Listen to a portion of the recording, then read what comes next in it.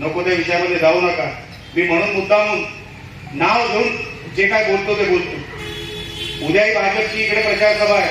सन्माननीय रवींद्र चव्हाण साहेब येत आहेत, प्रदेश अध्यक्ष. मी बोलत चांगली गोष्ट आहे, येऊ दे, आम्हाला काय. पण महाराष्ट्रामध्ये 350 तिथे निवडणुका चालू आहेत, तिथे फक्त सिंधुदुर्ग आणि त्यातल्या त्यात मालवण. चांगली गोष्ट. आणि असं असून सुद्धा आम्ही जिंकलो तर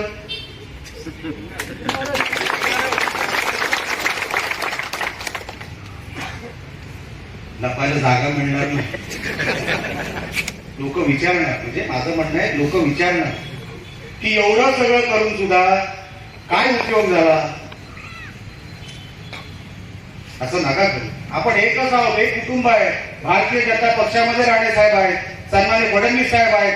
आम्ही मनापासून मानतोय लोकांना, मनापासून. त्याच्यामध्ये 1% भेसळ नाही. एवढं मानत असताना हिंदुत्वासाठी आपण सगळे एकत्र आलो. अहो, हिंदुत्वासाठी आंदोलन तुम्ही केली तर आम्ही केली. गोमातेच्या रक्षणासाठी तुम्ही आंदोलन केली, आम्ही केली. लव जिहादसाठी तुम्ही केली, आम्ही केली. मग फरक कुठे आहे? कुठे फरक आहे? निवडणुकीला कुठे आपण घेऊन चाललेलो आहोत. मला नाही आवडत, वेदना होतात मला पण.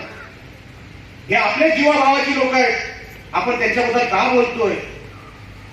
आपण त्यांच्याबद्दल का विरोधात पत्र व्यवहार करतोय? मलाही मनाला वाईट वाटतं, पण काय करणार? एकदा ठरवलं लढायचं आहे. जर मी गप्प बसलो तर माझ्या या सगळ्या तुमच्या समोर बसलेल्या सगळ्यांवर अन्याय होतो की नाही? जर मी थांबलो तर मला असं वाटतं माझ्या लोकांवर अन्याय होईल, म्हणून ही लढाई करावी लागते. माझ्या मनाला पटत नाही.